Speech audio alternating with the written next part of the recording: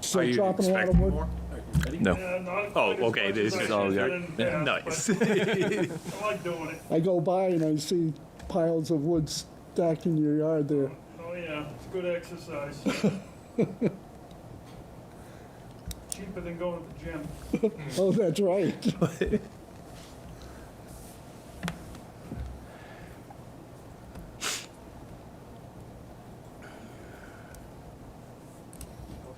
Thank you, thank you. Good evening. My name is Neil Bagdis. I am the current chair of the Paxton Planning Board. We are located at the Public Safety Complex in the training room at 576 Pleasant Street. And we're having our monthly meeting for the month of December. We're going to call the meeting to order shortly. We do have a quorum of 3 of the 5 members present. Holiday plans have created some previous commitments for other members, but we do have a quorum, so I am going to declare that we're kind of ready and open for business. So with that, the first order on the agenda is the approval of minutes from June, September, and November. The minutes from June, we do not have 3 members present that were at that meeting, so we're going to table that and take no action. But I would call your attention to the minutes from September 8th. If anybody has questions, comments, or I could take a motion to accept those minutes as submitted. I'll make a motion to approve the minutes for Okay. September. And I'll second it. Okay, any further discussion? Okay, all in favor? Aye. Okay, those are done. See, Jeff, we're going to get you caught up on some of this paperwork. Okay, the next set of minutes is from November 5th, 2025. That was the meeting we had with, prior to the hearing, I believe. Yes, that's what it was. Okay, so do we have a motion to accept the minutes? Motion to approve the minutes of November 5th, 2025. Do we have a second? Second. Any discussion, additions, deletions, anything you'd like to do? That actually was the hearing. That was the night of the hearing. So, all right, hearing none. All in favor? Aye. Aye. Okay. Takes care of that. Now for the main event. Mr. Tebow, we are going to ask you to kind of educate the citizens here in town. The board members have been privy to some of the information, but some questions have come up, and maybe you can kind of head it off with a slight presentation as to what we're doing to these are the Town of Paxton stormwater regulations, correct? Yes. This has nothing to do with the MS4 that we did at the special town meeting. It's all Woven? together, it's all woven in. Okay, so if you just kind of give us a brief history as how we got to where we are tonight, I think it would be appreciated. Sure. Those of you that don't know me, Travis Tebow, Director of the Public Works here in the town of Paxton. So what we're looking to have approved here is the stormwater rules and regulations. The changes for the stormwater rules and regulations, which were sent to the chair of the planning board back on 11/18, are due to mandates set forth by the EPA to meet the MS4 permit stormwater management regulatory requirements. At the time I sent to the chair, I also sent to the town's engineer, Quinn Engineering, and asked the chair to share those documents with the other members of the board or whomever needed to be privy to this information. A large portion of the changes in the attached document that was sent along are definitions being added or altered, as well as existing language being moved for further clarity.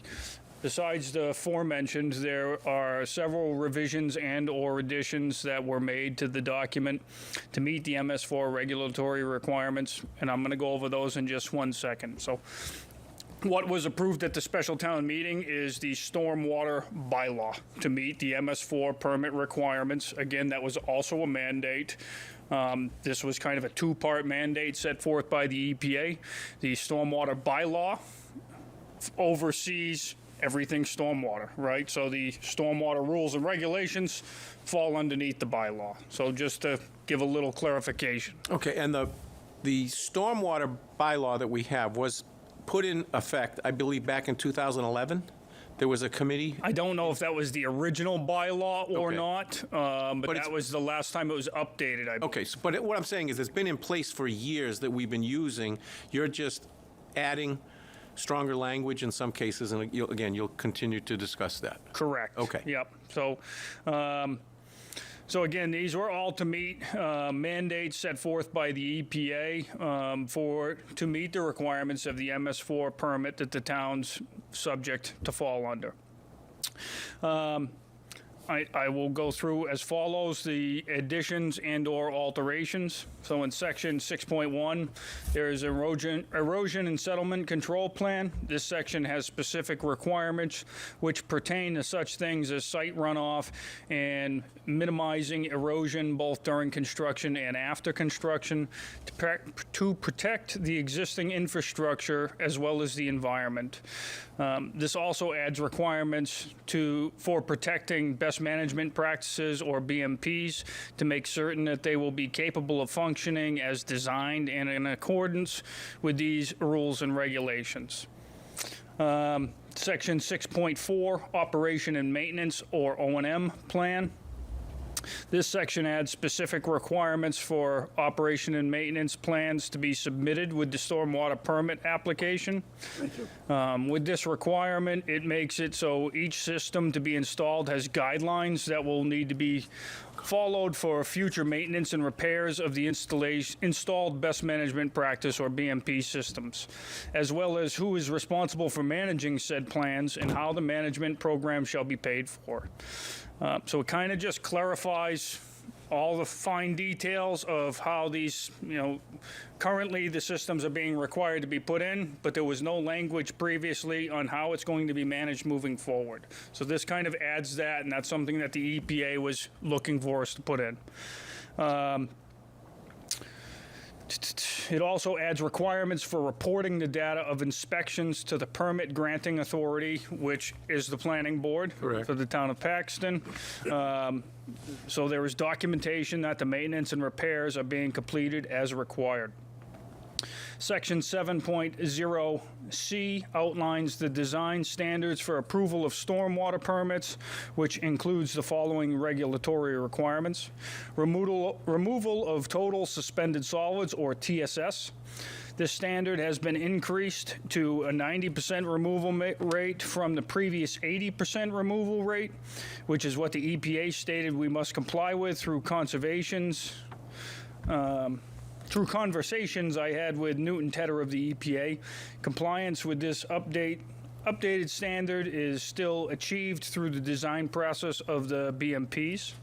Each BMP receives specific removal credits depending on the style of BMP it is, which must now total a 90% removal rate. Removal of total phosphorus. Phosphorus removal is a new standard of compliance. The new standard requires a 60% removal of the annual average load of phosphorus. All right, Travis, can I just stop? Where does phosphorus come from? Is it something in the ground already and we're trying to keep it on site, or is it something that's brought in during a construction phase? I'm just trying to help people out there understand. If you'll let me continue, I get right to it in about 30 seconds. All right, thank you.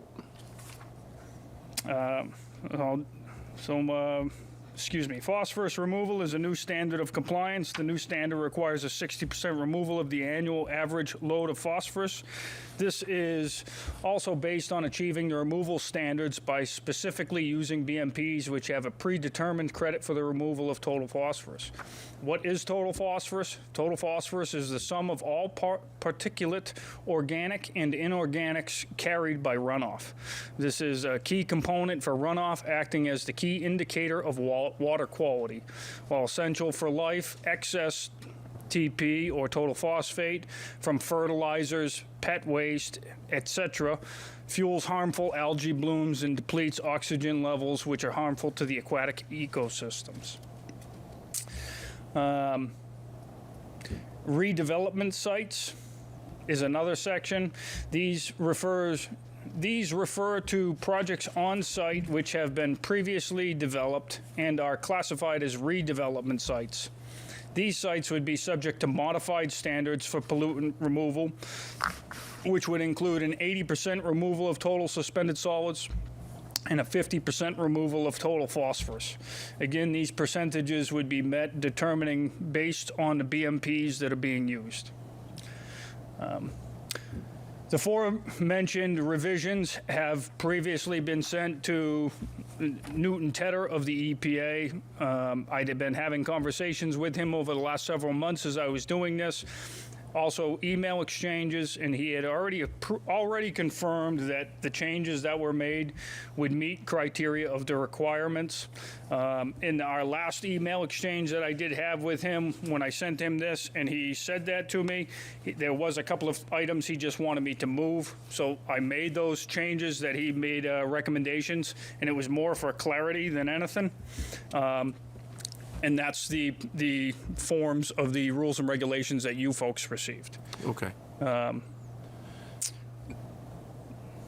That's about all I have at this moment. So And again, I just want to point, this is not something specific to Paxton. This is to the Commonwealth of Massachusetts. So we're not being singled out as a single town or a group of towns. This is for all 351 communities. yeah, so this is an EPA regulation. It's not even the Massachusetts DEP. So this EPA is a federal agency. Okay. So this is being set forth, specifically in Massachusetts. Yes, we're one of many communities that have to fall in line with meeting these requirements for the MS4 permit. Okay, and just another question I had, that to a single-family home builder, somebody that wants to put a new residence in town, this really doesn't change a lot, other than the total, the TP, the Total phosphorus? yeah, that, and then the solids. The total I mean, they're suspended. just, we've always had the standards in place, we're just making them a little stricter I believe the total phosphorus is new. for homes. Before, it used to just be for that's kind of where I was looking. Yeah, you know what? I'm not positive of that. All right. That's not the point of the question, then. Yep. I'm just trying to make people at home that are watching this, following the meeting or watching it live, that we're really not being more restrictive. We're more concerned for future, what I'll say, commercial development or large scale, because stormwater permits are generated or kicked off as soon as we disturb 10,000 square feet of soil. Correct. So anything under the 10,000 square foot threshold, none of this comes into play, so to speak. Yeah, correct. So you're more looking, yes, you're correct in what you're stating. It's very rare that, I'm assuming that you folks are dealing with 10,000 square foot plus homes in town. Yes, you're dealing more with commercial style properties, large scale projects, subdivisions, if a new subdivision were to go in or something of that nature. And realistically, what these rules and regulations are doing is helping to protect our current infrastructure, which is already in rough shape, as well as make things safer for the environment. So it's only helping everybody in this town. Okay. That's really where I wanted to go. But most of the new home construction in town in this century that we're in, they're larger size homes on larger lots. So when you look at it's the home, the driveway or access point, the septic system. I mean, it doesn't take very long to disturb more than 10,000 square feet of soil. So in most cases, this would come in. But somebody doing a renovation on an existing home may not have to be concerned, be upset or worried about how they're going to do this. Because some of the smaller lots in towns, if you're redoing a septic system or something like that, it's probably going to be in the 2,000 to 5,000 square foot size. Correct. And there are green infrastructure theories out there that, you can alleviate some of these non-permeable surfaces by putting in permeable driveways, and you remove that or decrease that a non-permeable surface, so you're actually lowering that square footage of non-permeable. So, and I think that's what the EPA is really trying to do, is they're trying to get folks in all communities to start trying to think a little bit more about the environment and a little bit less about us each individually, to protect everybody. All right, and then just to follow up quickly, the new multifamily zoning that we passed at the recent special town meeting for the MBTA compliance, that scale of project would definitely fall under this sets of rules and regulation or the mandate, because we're talking, several homes per acre and large disturbances for septic systems and things like that. So this, again, will help the town have a say in what goes on in some of those projects. I would absolutely agree with that. Okay, all right. Any questions from the board? No. Okay, Jason, as a builder. Yeah, so as I've definitely dealt with these before. The two houses we built in town both fell into this stormwater thing. So the stricter laws aren't fun to see, but I think it's just going to slightly increase the size of the chambers and swales and things like that are needed. I think the big thing is it's going to mandate post-construction, right? So it's going to mandate that these property owners have to sample, have to supply you folks with the results of said sampling. That way, if it's not working, they have to do something. Right, which I think is generally probably a good thing to make sure that they're achieving what they need to be doing. What penalties are there if the town doesn't adopt these? Okay, so I'm not certain which category we would fall under, because an order was given to the previous town administrator back before she left. So there are 3 categories of fines that the EPA has specifically for not meeting MS4 requirements.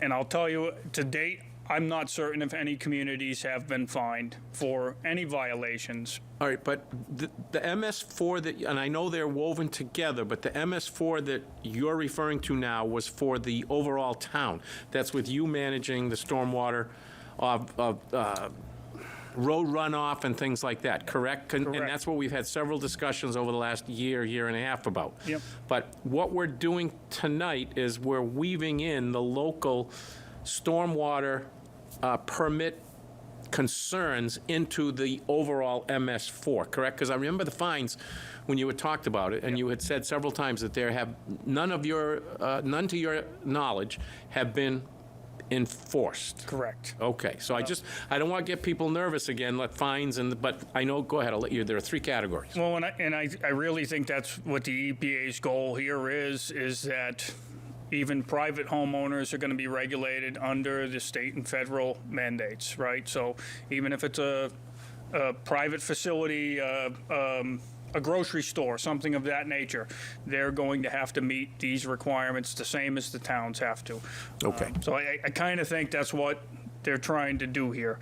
So from the best of my understanding, the 3 categories of fining is negligent violations. Fines can range from $2,500 to $25,000 per day for a violation, and or imprisonment for not more than 1 year, or both.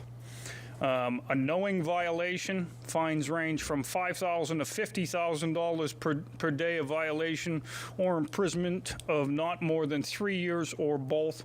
Knowing endangerment, fines range from $150,000 to $250,000 per day of violation, or imprisonment for not more than 15 years, or both.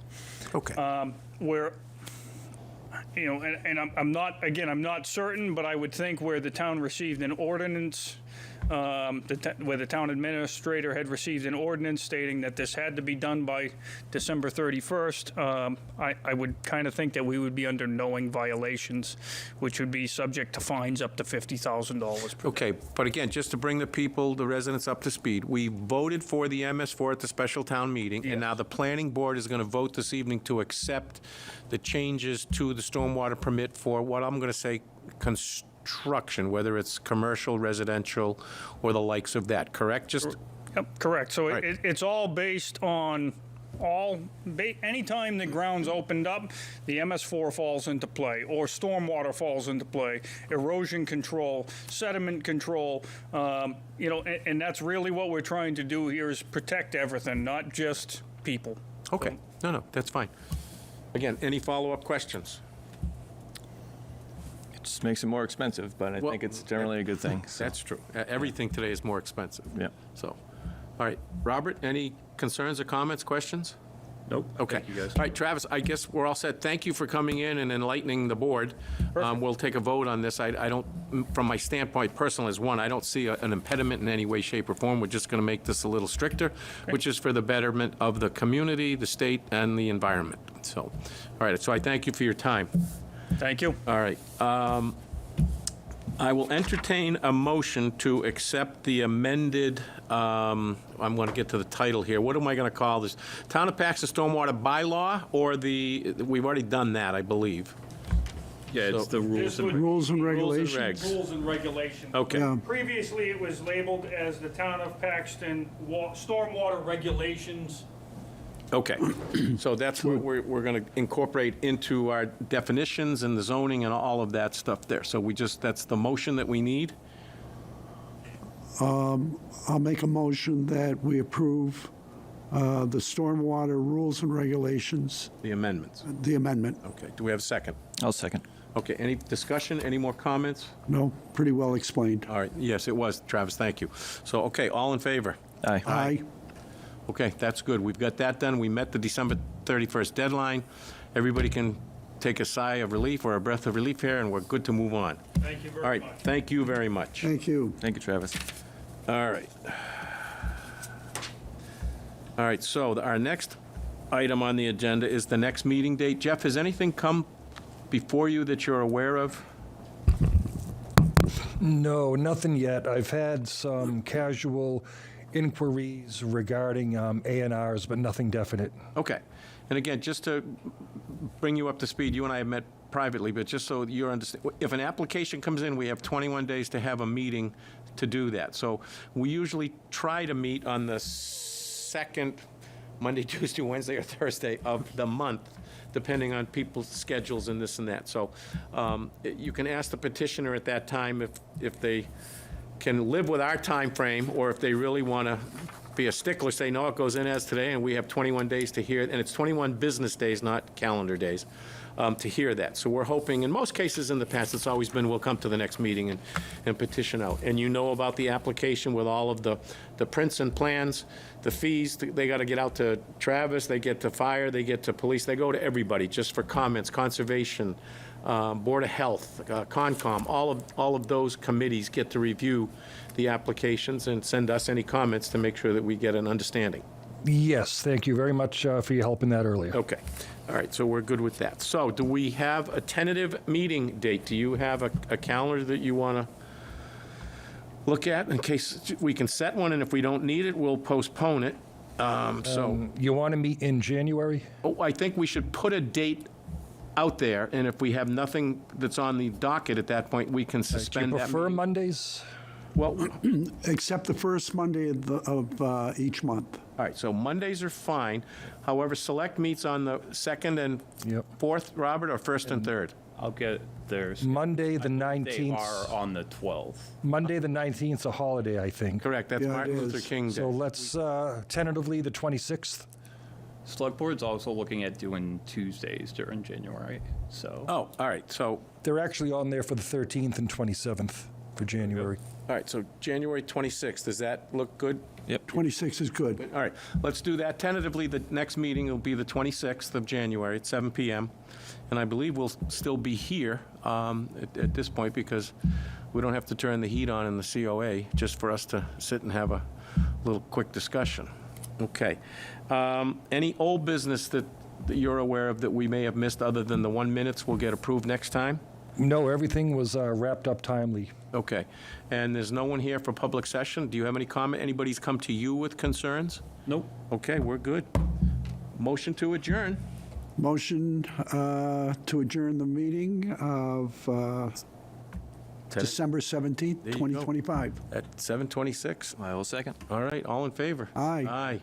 Okay, we're done. Thank you very much. I will fix all the rules and regs, change them, make everything standardized, and I will resend that to you when I send it over to the EPA. To the, EPA. okay, now, does this have to also go to the AG's office for acceptance into the rules and